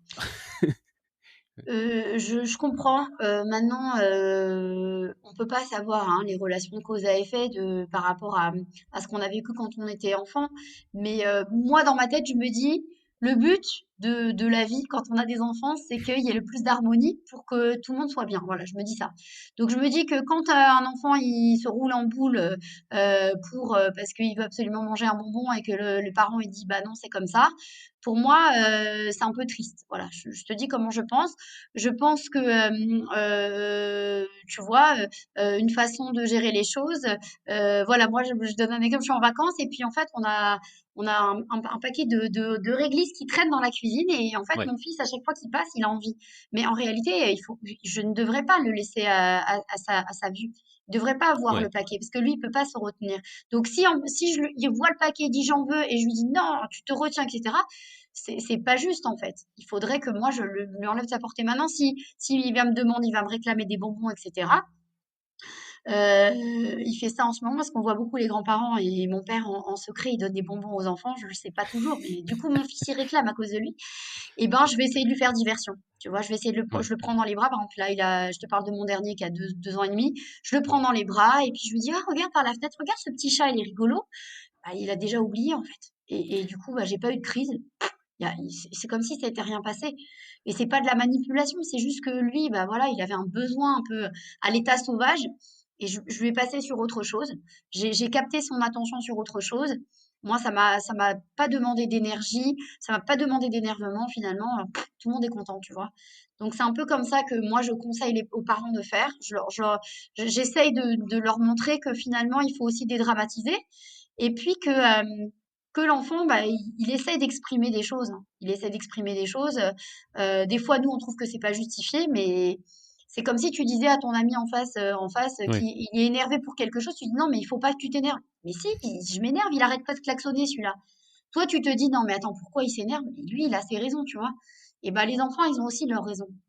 Et du coup, voilà, après, ce qui est génial avec les enfants, c'est que tu peux pas dire à ton copain, tiens, regarde, il y a un oiseau. Mais avec les enfants, tu peux, tu peux, tu peux l'amener vers autre chose, tu peux lui parler de ta journée. Moi, je dis souvent aux mamans, ah oui, il veut pas faire son bain, etc. Je dis, regarde, tu vas lui proposer, viens aujourd'hui, on va mettre du colorant dans l'eau. Je vais te donner une petite bouteille avec un peu de bleu, un peu de jaune, et puis on va voir ce que ça fait. Puis tu laisses ton enfant comme ça, il va aller dans le bain, il va adorer. ouais. Tu vois? Essayer Ah, d'être un petit peu créatif, d'attirer l'attention sur autre chose, parce que des fois, l'enfant, juste, il nous teste, en fait. Il veut juste voir jusqu'où il peut aller. Et puis, une fois que nous, on prend ça un petit peu à la rigolade en se disant, ah, allez, c'est un petit test. Allez, viens, viens, on va essayer de voir comment on peut tirer un maximum. Voilà, ça marche. là, c'est intéressant parce que c'est comme s'il y a un travail de décryptage des parents, que les parents doivent décrypter quelles sont les situations qui mettent l'enfant en crise. Essayer de comprendre Mm. pourquoi l'enfant il est en crise dans cette situation-là et pas dans une autre et essayer de et c'est ça qui est intéressant, c'est essayer de pas l'exposer à ces situations-là. Ou alors si jamais par malheur, il s'y trouve, détourner son attention vers autre chose, essayer de le sortir de la situation. Ça veut dire qu'il y a l'approche, c'est pas de prendre l'enfant et lui dire bah non, maintenant tu fais un caprice ou tu fais une crise et je te dis non, débrouille-toi avec ça. On fait pas ça, Mmh. c'est pas ça qu'on fait. On dit non, écoute, on va détourner la situation. Alors c'est intéressant, je fais Mmh. une parenthèse midrashique, j'ai envie de dire. Euh, il y a un passage il y a un passage très très intéressant qui moi m'avait beaucoup marqué dans Pirkei Avot, qui est un passage de la Mishnah qui est très intéressant. Où il est dit comme ça que regarde trois choses et en hébreu ça se dit enataba l'idée c'est-à-dire littéralement tu n'es pas dans la main de la faute, qui est une expression un peu étrange. Alors les trois choses c'est d'où tu viens, où tu vas et à qui tu vas devoir rendre des comptes. Bon, je passe sur les trois choses qui sont intéressantes pour elles-mêmes, mais cette expression là de tu n'es pas dans la main de la faute, j'avais entendu une très belle explication qui disait que le problème c'est pas c'est pas que tu vas fauter. Le problème, c'est déjà être dans la situation problématique. Et le problème, c'est quand tu es dans la situation, la faute te tient. Avant que toi tu la fasses, elle te tient. Donc le sens profond de ce passage, c'est aussi pour les adultes, pas seulement pour les enfants, de ne pas s'exposer aux situations problématiques. C'est-à-dire, il n'y a pas forcément une valeur, et j'ai entendu beaucoup de gens dire ça. Euh, bon, dans plein de sujets, dans plein de sujets que je n'évoquerai pas, qui ne sont pas le sujet, mais il n'y a pas forcément de valeur ajoutée à se mettre soi-même dans des situations qui nous font trébucher et Tout qui nous à font des fait. problèmes. Alors par contre, Et je que je vais c'est être pareil pour obligée. l'enfant, hein, tu sais, Ouais, je c'est vais être intéressant. obligée de modérer parce que ton enfant, il veut pas se brosser les dents. Tu vas pas dire, bon, bah, je vais lui faire diversion à chaque fois. Oui, Donc, ce qu'il faudrait faire, par exemple, non, mais c'est-à-dire c'est pour ça qu'il faut que nous, en tant que parents, on connaisse l'enfant et on s'adapte, justement. Il y a des moments, oui, on peut détourner l'attention. Et il y a des moments où, par exemple, voilà, il veut pas se brosser les dents, hein, à un moment, on va lui dire, voilà, regarde. Tous les soirs, tu me fais des histoires pour pas te brosser les dents. Alors, c'est quoi le problème? Est-ce que c'est parce que c'est trop long, le dentifrice il est pas bon, t'es trop petit, tu te vois, tu veux te voir dans le miroir. Ou bien on peut lui dire voilà, moi j'en ai un petit peu assez que tous les soirs il y ait des soucis. Maintenant c'est toi qui vas choisir à quel moment tu vas te brosser les dents. Maintenant tu vas plus tergiverser. Est-ce que tu veux te brosser les dents avant de mettre ton pyjama ou après mettre ton pyjama? Mais tu n'as pas le droit de mm, changer. Donc ça veut dire que l'enfant il a le choix. Donc lui, nous on lui fait un choix. C'est lui qui a choisi. Mais après, on va lui demander de tenir sa parole. Et ça, c'est super important parce que du coup, il est responsabilisé. Donc, je pense qu'il faut, en tant que parent, arriver voilà, à toujours jauger à quel moment je peux être créative, à quel moment je vais demander à l'enfant voilà, comme un contrat moral avec lui. Pour moi, la dynamique de la famille, c'est une espèce de dynamique de leadership en fait. On aurait les parents qui sont comme les patrons et qui forment un peu les stagiaires ou les collègues, mais dans une atmosphère bienveillante. Moi, je pense qu'un bon patron qui a des méthodes de team building, qui a des méthodes d'entraide, de collaboration, bah, on a envie de travailler chez lui. Un patron qui est toujours en train de nous dire qu'on est nul et qu'on rend jamais le travail quand il faut, bah, on n'a pas envie en fait de travailler avec lui. Donc, oui. moi, c'est aussi l'image que j'utilise avec les mamans pour leur montrer un petit peu l'ambiance euh, qu'on voudrait essayer d'avoir à la maison. Ouais. Alors, est-ce que c'est un procédé qui intègre toute la famille? C'est-à-dire, est-ce que par exemple, comment est-ce que les papas y rentrent? Moi, je suis un papa, mais comment est-ce que tu as beaucoup parlé des moments, mais est-ce qu'à un moment, est-ce que tu prends la famille comme une cellule entière, comme un truc entier qu'il faut traiter en entier? Est-ce que par exemple, des fois, tu as des mamans qui viennent avec un problème qui est en fait pas le problème de la maman, ou pas le problème de l'enfant ou de la relation entre eux, mais vraiment de la famille tout entière, de la dynamique familiale. Est-ce que ça t'arrive de traiter des choses comme ça? Alors bien sûr, moi je n'exclus absolument pas les papas, c'est juste que, faut être clair, hein, ce sont les mamans qui aiment participer, à tous ces débats sur les réseaux sociaux. Ce sont les mamans souvent, hein, qui aiment lire, tout ce qui a trait à l'éducation. J'ai aussi quelques papas, hein, mais c'est quand même 95 des mamans. Et puis j'ai déjà fait des sessions individuelles avec des papas et des mamans, c'est-à-dire le couple Ouais. ensemble. Et du coup c'était très intéressant parce que du coup on allait plus loin. Comme moi j'ai du coup ce rôle de médiatrice, la parole, elle se libère. La femme, elle va dire, oui, mais toi, regarde, t'es toujours sur ton portable au moment où je couche les enfants. Et lui, du coup, bah, il va se dire, oui, mais moi, j'en ai marre, ça crie dans tous les sens. Et du coup, voilà, donc chacun va parler, puis après, on va se dire, voilà, regarde, on va essayer de trouver une collaboration, on va trouver. Moi, je crois vraiment à la dynamique familiale à 1000%. 1000%. Et c'est pas juste les parents, c'est-à-dire que s'intéresser au premier jour de la reprise de la maman, je sais pas, bon, après sa troisième grossesse, s'intéresser au papa qui fait un entretien d'embauche, s'intéresser à l'entrée en sixième d'un enfant. Je trouve que ce sont des choses qui se vivent en famille, on s'encourage en famille, on prend soin les uns des autres. Ouais, il y a une grosse Euh, dimension de conseillère conjugale, en fait, dans ce que tu fais, Je quasiment. sais pas parce que je rentre jamais dans l'intimité des couples, mais on reste toujours sur le côté éducation. Mais Ouais. voilà, je me souviens, à un moment, j'ai créé un programme d'accompagnement pendant 6 mois pour des mamans. Je me souviens d'une maman qui, quand elle rentrait du travail, en fait, le papa était avec les enfants. Et puis, donc, il avait passé 1 heure et demie, 2 heures avec les enfants. Il avait du mal à les gérer. Et puis, quand elle arrivait, il lui déversait tout un flot de mauvaises choses sur les enfants. Il dit oui, bah lui, il a fait ci. Alors elle rentrait juste du travail. Et en fait, elle voulait juste profiter de ses enfants. Et en fait, elle arrivait, elle se prenait tout ça. Donc après, lui, il s'en allait. Elle avait pris tout ça dans la tête. Elle supportait plus du coup ses enfants parce qu'il fallait qu'elle gère les problèmes. Donc je leur ai dit, et je lui ai dit, regarde, toi, un quart d'heure avant de rentrer du travail, tu envoies un texto à ton mari, tu lui dis, regarde, je rentre dans un quart d'heure.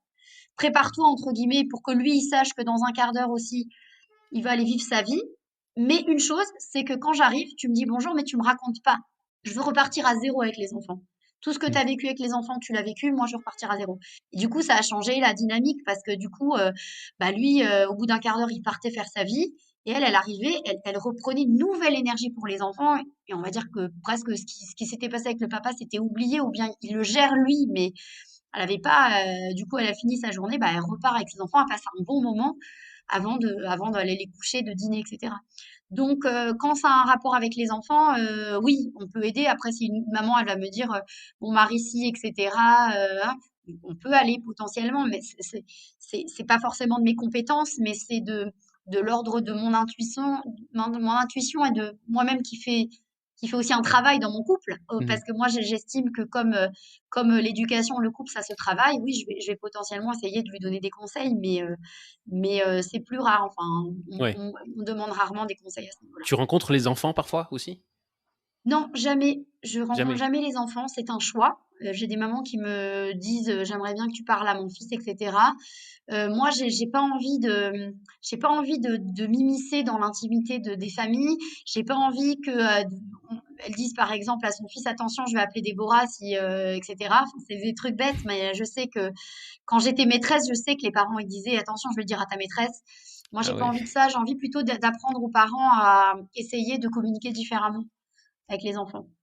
Ouais, donc c'est vraiment tu travailles seulement sur la façon dont les parents, ils comprennent leur propre, Ouais, parce que on va moi, dire leur c'est, propre enfin, approche à c'est l'éducation. aussi, c'est mon côté enseignante. Moi, j'ai envie de transmettre pour que les parents soient autonomes, en fait. Oui. Je trouve que ça n'a pas d'intérêt, en fait, voilà, je pense que eux, le but, c'est que eux, ils comprennent parce que c'est eux qui vont avoir leurs enfants toute la vie. Donc, moi, mon but, ce serait que les parents deviennent autonomes. Et c'est en ça, d'ailleurs, c'est intéressant quand j'avais créé ce programme, c'est que toutes les semaines avec les mamans, on se voyait.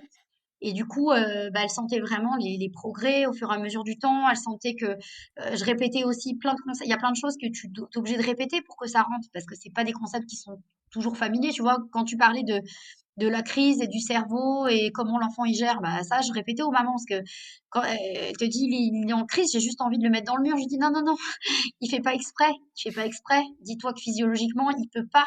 Il peut pas se calmer lui-même. Et ça, il faut le répéter parce que c'est encore une Ouais. fois, c'est pas quelque chose de naturel. Donc, donc voilà, écoute, hein, moi ça me passionne. C'est pour ça d'ailleurs que j'ai commencé l'écriture de mon premier livre parce que j'ai tellement de choses à dire en fait. Et, Qu'est-ce qu'il y aura dans et ce premier livre? ce premier livre va beaucoup parler en gros, hein, comment développer le potentiel de notre enfant. Les bases un petit peu. Je vais parler bien sûr des crises. Je vais parler de nous aussi. Qu'est-ce qu'on a envie en fait pour nos enfants? Quel genre de parents on a envie d'être? Parce que je pense que bon, on arrive, on a des enfants, etc. Il n'a pas de mode d'emploi, puis on se dit bon bah je vais faire comme ma copine, je vais faire comme ce livre. Mais toi, qu'est-ce que tu as envie? Tu vois, tout à l'heure tu parlais des valeurs. Quelles valeurs Ouais. tu as envie de transmettre à tes enfants? Qu'est-ce que tu as envie dans ta famille? est-ce que tu veux, voilà, est-ce que tu veux accepter la violence ou pas? Est-ce que tu veux être tolérant ou pas? Et c'est pas une critique, hein, parce qu'on peut se dire, moi j'ai envie de vivre en vase clos, etc. Ok, mais juste réfléchis à ça, parce que si tu as réfléchi à ça, tu verras que ce sera beaucoup plus facile aussi. Ouais. Et voilà. J'ai une question, c'est une curiosité, hein, mais par exemple, j'ai des amis qui ont eu beaucoup de mal à endormir leurs enfants. Les enfants qui ont eu beaucoup de mal à s'endormir, ils ont mis des mois à faire leur nuit et cetera et en vrai, moi, pour l'instant, j'ai de la chance, ma fille, elle dort bien. Jusque-là, enfin, ça va, elle se réveille un peu, mais ça va, quoi. En général, ça va.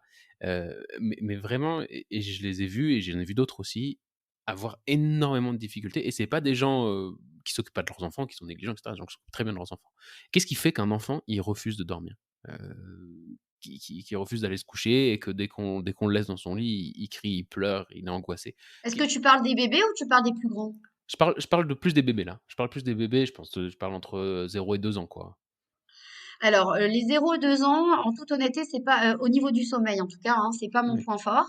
Mais, en tout cas, déjà le problème des 0-2 ans, c'est qu'ils peuvent pas communiquer avec nous. ouais. Donc, ils peuvent pas te dire, «J'ai mal au ventre, j'ai trop mangé, j'ai encore faim, j'ai pas envie d'être seule, on était en vacances une semaine ensemble et tout à coup, on est revenu à la maison, mais je suis plus autant avec toi».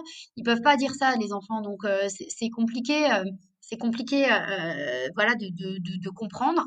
Il y a il y a une méthode un peu simple qui consisterait à se mettre à côté de l'enfant jusqu'à ce qu'il s'endorme, tu vois, Mmh. sans le prendre dans son lit, parce que moi je trouve que c'est trop compliqué, hein, quand on met l'enfant dans notre lit, après il veut pas en Ouais. sortir, nous on dort mal. Enfin, moi je suis pas pour en tout cas. J'aime bien que chacun ait son lit. Après, tout le monde n'est pas d'accord sur le sujet. Moi j'aime bien que tout le monde ait son lit. Et voilà. Et puis lui parler aussi, lui dire, tu sais, maman est fatiguée, chérie, papa est fatigué, je suis là, je t'écoute, la prendre dans les bras, la caresser, etc. Je vais te raconter tout à coup, c'est quelque chose qui me vient de quand j'étais maîtresse, c'était il y a longtemps, il y a 20 ans, un peu moins de 20 ans. Je me souviens d'un documentaire qu'on avait vu, c'était une maman une maman qui avait abandonné son bébé en fait. Et donc elle avait fait Mmh. nez sous X, elle avait laissé son bébé, le bébé il pleurait, il pleurait, il pleurait, c'était très triste à voir. Et puis tout le monde, personne ne savait calmer cet enfant. Et il y a une psychologue, je crois, qui a pris le bébé, qui lui a raconté l'histoire de sa maman, et qui lui a dit voilà, et tu vois, pour ta maman, c'est trop difficile de s'occuper de toi. Donc on va te trouver une famille, etc. Et en fait, au fur et à mesure, la petite, elle s'est calmée en fait. Et comme si elle avait ressenti ces vibrations, comme si elle avait compris en fait. Enfin, on m'explique quelque chose parce que moi j'ai été arrachée de maman, je comprends pas. Enfin, on m'explique quelque chose. Donc, en tout cas, ces vibrations-là, ce contact, comme tu en parlais tout à l'heure quand Ouais. Catherine Guéguen disait, voilà, ça, c'est sûr que c'est quelque chose qui va marcher. Moi, je suis complètement contre les méthodes qui consistent à laisser pleurer un bébé, sous prétexte qu'au bout d'un moment, il va s'habituer et qu'il va arrêter du coup de réclamer. Je trouve que c'est d'une violence terrible, que ce soit pour les enfants et pour les parents, pour l'avoir expérimenté au début, hein. Ouais. Ah oui, On me mais dire disait c'est oui, que ça. c'est une question, Ouais. peut-être tu sais, je sais pas, mais est-ce qu'il y a des études là-dessus? Sur, Bah, il y a tout et son contraire, hein. Il y a des ah, études qui ouais. vont. Je me suis beaucoup, beaucoup documentée, hein, parce que moi, ça m'a troublée. Je me dis, c'est quand même assez contre-intuitif, hein, de se dire, ton enfant, voilà, tu le laisses, tu l'as porté pendant 9 mois, et puis après, puis quand tu le laisses pleurer 5 minutes, après tu reviens, après 10 minutes, après 15 minutes. Moi, donc, je te disais, j'avais essayé un moment pour ma fille quand elle est née, et moi, j'avais mal dans mon cœur. Et je me disais, mais même pas en rêve, quoi. Je vais pas faire ça. C'est pas possible. C'est juste une déchirure pour moi.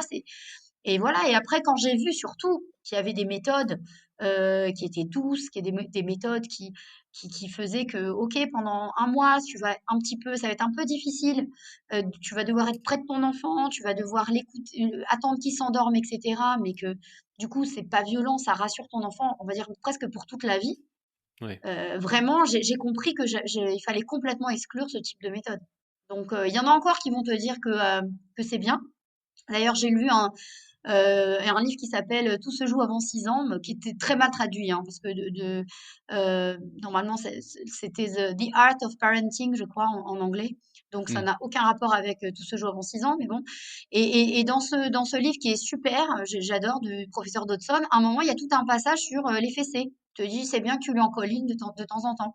Bon, bah, moi, je suis pas du tout d'accord. Donc ce que je veux dire, c'est que, voilà, il y a des choses qui sont bonnes à prendre, des choses qui sont moins bonnes à prendre.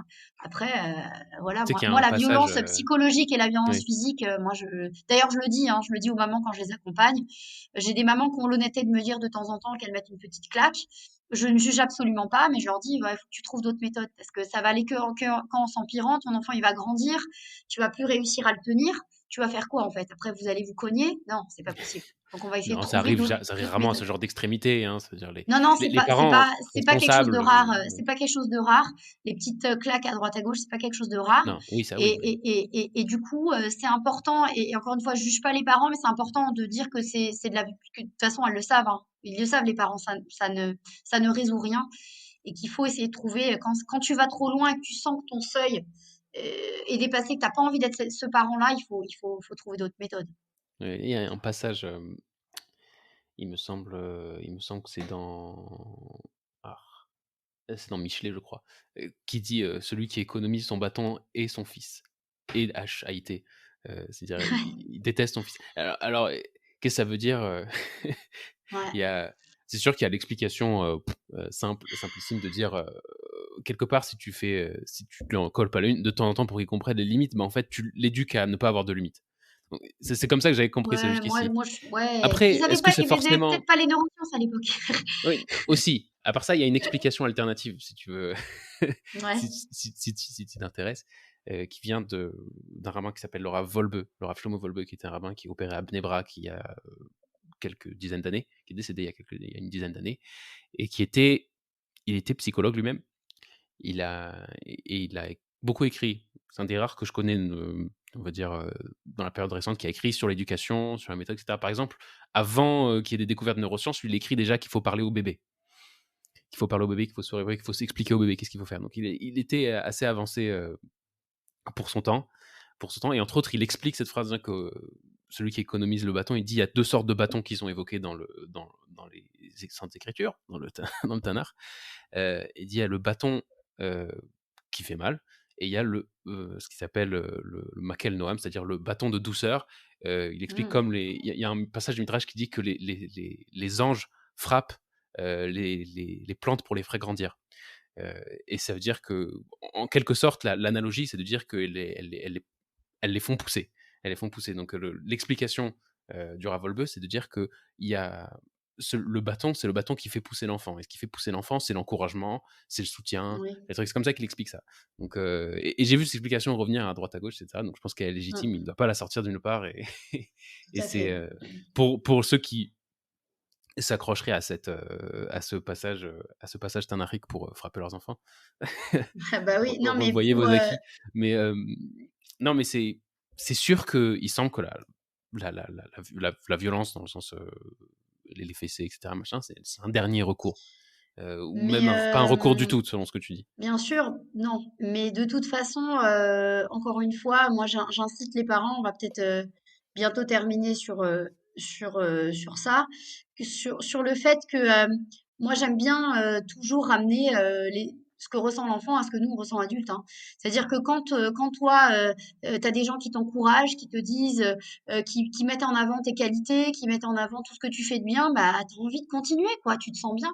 Quand tu as quelqu'un qui est toujours en train de te dire, non, mais toi, tu arrives toujours en retard, tout ce que tu fais, tu mal, de toute façon, on n'arrive pas à te relire, et cetera. Bah, toi, tu te sens nul, en fait. Et, Ouais. nos enfants, c'est exactement la même chose. Donc Ouais. après, ce que je pense, c'est que plus ils sont jeunes et plus ils sont, on va dire, imprégnés, on va dire, de cette ambiance. Et à nous d'essayer aussi de prendre ce recul et de se dire, OK, moi, j'ai envie de vivre une autre ambiance avec nos enfants, avec mes enfants, ça grandit. On fait pas des enfants juste pour dire, voilà, ils sont mignons, etc., quoi. On fait des enfants aussi pour, non, mais c'est bête à dire, Ouais. mais voilà, pour grandir avec eux, en fait, tout simplement. Ouais, mais ça veut Enfin, dire moi, qu'il c'est ma conception, en tout cas. il faut avoir une méthode douce de mettre les limites. Parce que moi, je vois pas comment on éduque des enfants sans mettre certaines limites. Bien sûr qu'il faut mettre des Et limites. donc d'avoir une méthode qui est pas violente et qui est douce, mais qui aussi permet de faire comprendre à l'enfant que, et moi je reviens là-dessus, mais c'est dire que qu'ils comprennent que les parents, ils sont pas, c'est des êtres humains séparés de lui. Dire lui n'est pas ses parents, il peut pas exiger de tous ses parents d'être, heu c'est-à-dire c'est normal qu'un bébé, par exemple, un bébé, quand il est tout petit, Bien sûr. il et le Il Talmud est le dit d'ailleurs, dépendant, oui. il est pas juste dépendant, il pense qu'il est sa mère. Il fait pas la différence entre lui et Oui, sa mère bien sûr. et jusqu'à un certain âge, au bout d'un moment, l'enfant, quand il grandit, il doit comprendre que ses parents, c'est quelque chose de différent. Ils sont pas à disposition tout le temps, ce sont des êtres humains et qu'on peut pas les pas abuser d'eux trop. Mmh. Mais donc ça, c'est une chose intéressante. Alors, finir sur une dernière question, hem, question qui est personnelle pour moi. Oui. Moi, j'ai une fille de 5 mois. Quelle activité je peux lui faire pour l'aider? Pour qu'elle s'amuse, pour qu'elle se développe, et cetera. Une petite fille de 5 mois, avec, pense à une une maison juive orthodoxe classique, voilà, avec ce qu'il y a à la maison, donc des livres, essentiellement et voilà. Qu'est-ce que je peux Bah, faire? écoute, moi, ce que j'adore, c'est vraiment exploiter, les objets du quotidien. Ça peut être, aller dans sa cuisine et rechercher des objets non dangereux, bien sûr, hein, avec lesquels, la petite, elle puisse jouer. Des textures. Il y a un petit truc qui est assez sympa, ça s'appelle le cerceau sensoriel. C'est-à-dire, tu vois, tu prends un cerceau. Ouais. Peut-être que ta femme, elle serait intéressée pour faire ça. Et puis tu accroches des rubans, tu accroches du tulle, tu accroches un petit truc avec une petite cloche, et puis tu mets la petite au milieu, comme elle a 5 mois, elle doit s'amuser un peu à tourner. Puis elle Mmh. tourne, elle mâchonne des petits trucs, elle les mâchouille, pardon. Tu peux lui proposer de sentir des choses, même à 5 mois. T'épluches une banane, tu lui fais sentir l'odeur comme ça, tu lui fais sentir des fleurs, tu lui fais même sentir des épices. Tu peux lui faire mettre ses doigts dans, justement, je sais pas moi, du curcuma. Bah, tu lui fais mettre un peu des doigts dans le curcuma, puis après, sur une petite feuille, elle met les empreintes. Du coup, on est dans du sensoriel. Tu peux prendre une petite bouteille quand tu as fini de boire de l'eau, tu mets 3 pois chiches dedans, tu fermes, et puis elle joue avec. Une autre fois, tu lui mets alors tu peux faire une petite bouteille sensorielle, c'est vachement sympa. Tu prends encore une fois cette petite bouteille d'eau, tu mets de l'eau et tu Oui. mets des paillettes. Tu fermes bien, bien, bien, et la petite, elle s'amuse, à retourner, elle va jouer avec, elle va voir que ça change voilà, il y a des paillettes qui descendent. Tu peux prendre 3 bouteilles, tu mets dans chacune une goutte de colorant, un jaune, un rouge, un bleu. Donc c'est l'initiation aux couleurs primaires. Voilà, donc en fait, Bien. tu peux être créatif sans pour autant avoir besoin d'acheter des tonnes de choses. Le métal, c'est très intéressant à toucher parce que le métal, ça garde le froid. Donc elle peut toucher quelque chose qui est froid comme ça, et puis le Mmh. tissu, tu vois ce que je veux dire? Ouais. Ah, du coup, ouais, travailler ses sens et Voilà, exactement. qu'est-ce que je dois faire si je veux qu'elle soit une très grande musicienne? Bon, ça, c'est pas Ah, ça, je sais pas si j'ai ça, les. c'est des Elle peut écouter ambitions, de la musique. Elle peut écouter de la musique, ouais, ça, on fait et ça. puis c'est déjà pas mal. Mais ne lui fais Non, ça, pas c'est jouer de la vraiment ça, flûte, hein, parce que ouais. ça casse trop la tête, hein. Moi, j'ai ma Ouais, fille qui en fait à l'école, c'est la cata. ouais, la flûte, je sais pas. Ouais, moi, quand j'étais plus jeune, j'ai fait du saxophone pendant quelques mois et jusqu'à que on m'a fait comprendre que c'était pas le bienvenu. Voilà. Ouais, bon, on trouvera quelque chose. Bah, super. Merci beaucoup, beaucoup Déborah, d'avoir partagé tout ça. Alors voilà, tous ceux qui veulent suivre Déborah, elle a toutes les mamans en tout cas, toutes les papas aussi, qui veulent suivre le groupe, c'est Inspiration Maman sur Facebook. Vous pouvez aller aussi sur le site Inspiration Maman, chercher ce que fait Déborah, acheter des formations. Si vous vivez des choses difficiles avec vos enfants, qui ne veulent pas dormir, qui font des crises, vous avez la bonne adresse. Et voilà. Merci beaucoup Déborah Avec grand et plaisir, et j'espère d'ici peut-être 6 à 8 mois que vous verrez mon livre en librairie. Voilà. voilà, on est impatients et on l'achètera, on le mettra dans la bibliothèque avec les autres livres d'éducation qu'on a achetés. Voilà, merci beaucoup de m'avoir reçu, c'était super intéressant, et j'espère en tout cas que vous avez appris des choses sur tous ces concepts. Ouais, merci beaucoup. Bonne soirée Déborah. Allez, à bientôt. À bientôt.